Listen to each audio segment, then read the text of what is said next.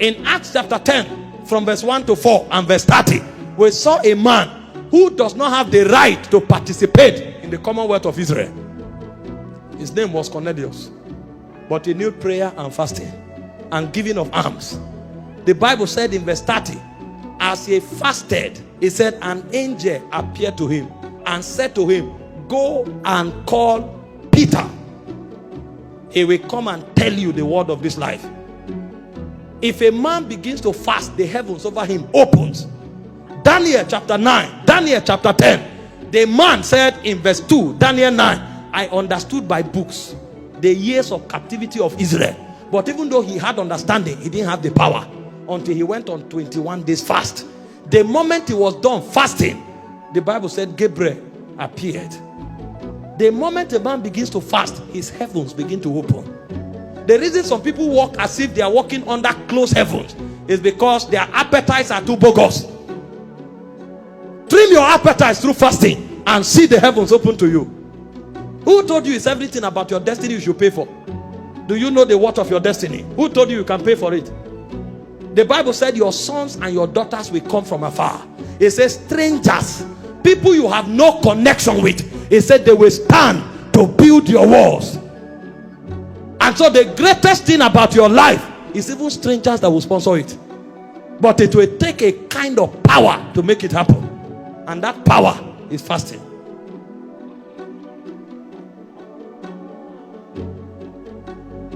Find people who have periodic encounters, who hear the voice of God casually. They put their appetites in check. When a man doesn't control appetite, God will be far from him. He has God on his inside, but he will not be real to him.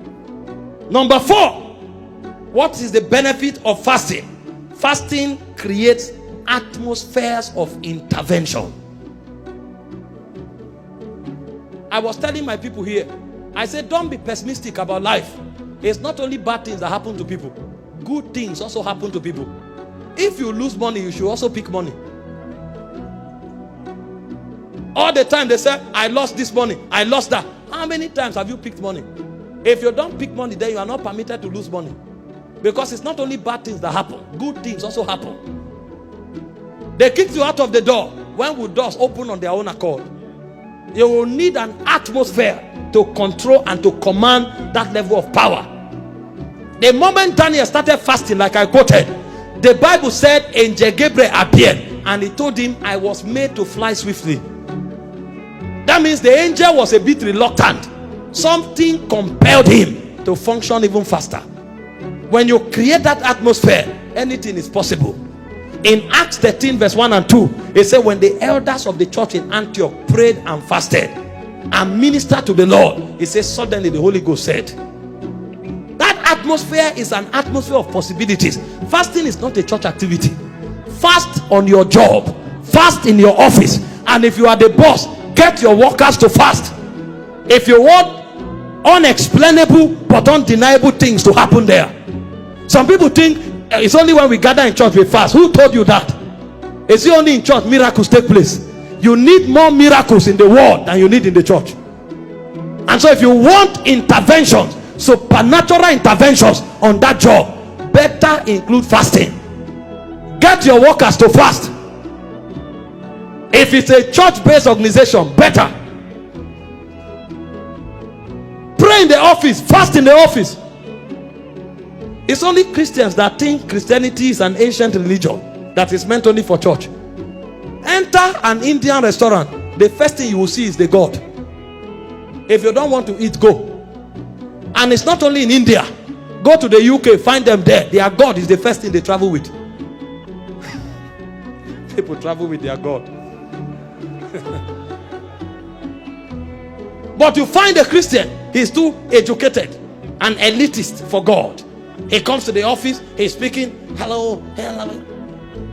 Then demons will slap them off the seat. He wake up and say, I have headache. It's not finishing. Why will he finish? He wakes up, he says, stroke. I don't know why I can't bend my back. How can you bend your back when you left your God in church?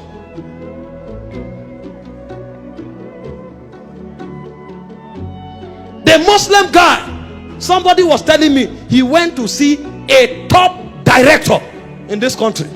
on a Friday. He came with international delegates to conclude a government project and program.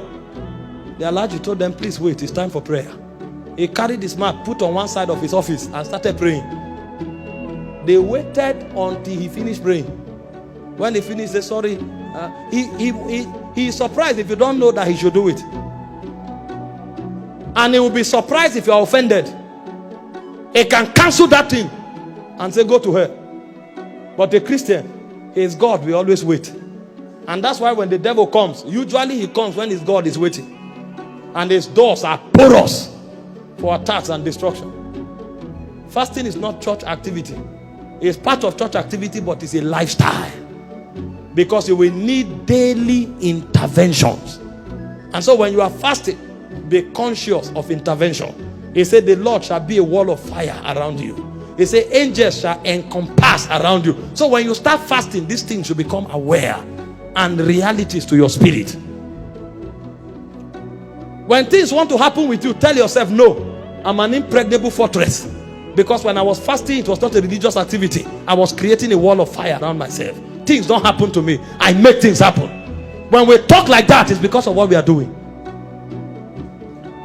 Number 5, fasting is an activator of ordinations. Every time people begin to fast, dimensions of their ordinations begin to wake up. Your ordination will be dormant until you fast. In Matthew 4 verse 1 and 2, the Bible said the Holy Ghost drove Jesus to the wilderness to be tempted. And he said Jesus fasted and prayed for 40 days. The moment he returned, his ordination was activated. He entered the temple and began to preach the gospel immediately. In Acts 13 verse 1 and 2, as they fasted and ministered to the Lord, the Holy Ghost says, separate unto me Paul and Barnabas. Many believers come to tell you, what is my calling? The question is not what is my calling, is should I fast?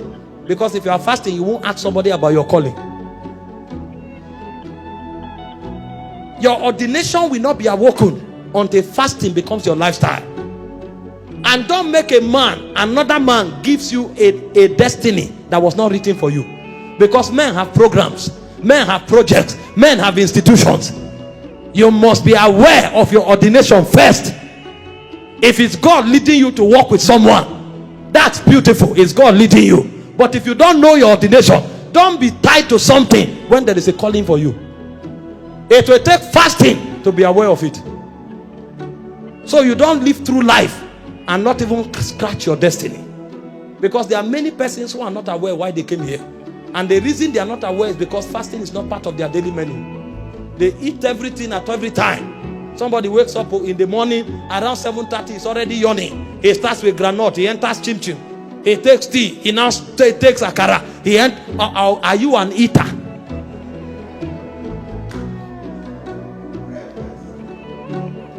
By 12 o'clock, he has eaten 3 times.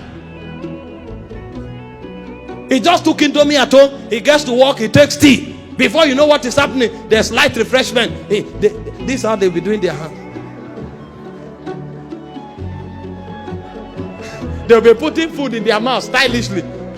Are you a glutton? Will you eat your destiny?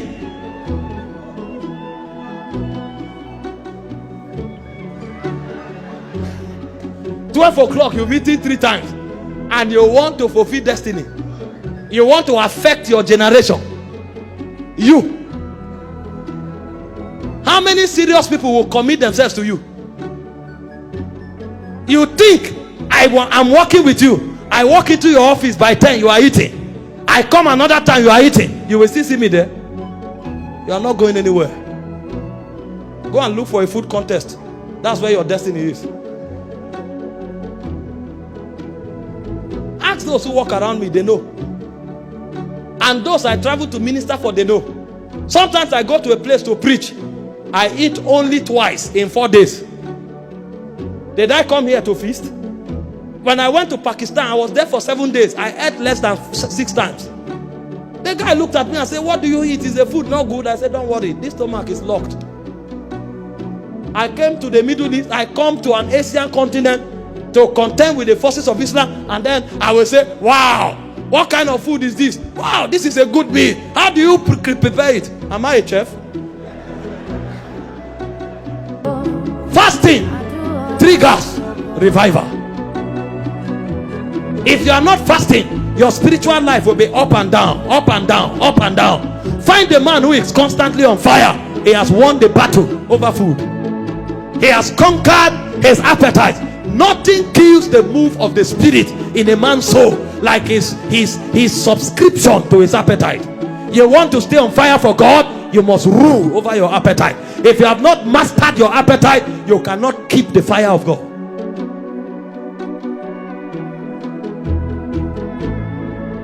Every time there's a revival, men turn to God through fasting. Daniel 9 verse 3, Joel 2 verse 12. It's not possible to have revival without fasting. When God breaks upon a people, find out they've humbled themselves through fasting. And so instead of pursuing people and say, give me your fire, go and excavate yours on the altar of fasting. Because anything given to you can be taken, but anything you discover is yours forever. Nobody can take it away from you. I'm not on fire just because hands were laid on me. I have given myself to certain things. Pastor Victor knows. Anytime my spirit is going down, there's a 14 days prescription I have. I pray every 1 hour in every 3 hours. 6 to 7, 9 to 10, 12 to 1, 3 to 4, 6 to 7. I maintain that schedule for 14 days and I read the New Testament with fasting and prayer. If I do that, oh my God, no matter how dead my battery is, it comes alive. Because one of the ways of setting yourself on fire is to engage consistently the altar of fasting.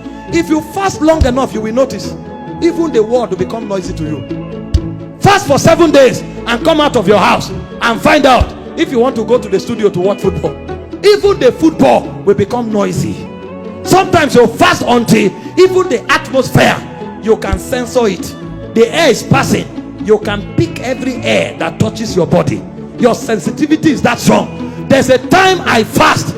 If I exceed 21 days, even if I'm lying down sleeping, if somebody is at the door, I can wake up and tell you Nathaniel is at the door. You can really read everything happening around you. You become like a radar. How can the devil take you unawares? If you are that revived, if you are that sensitive, it's impossible. Before anything happens, you arrest it in the heavenlies. You bind it there, it doesn't come to the earth realm. Christians are lukewarm because they've given themselves to everything that their appetites deserve or desire. That's why they cannot see the weight and the power of their destiny.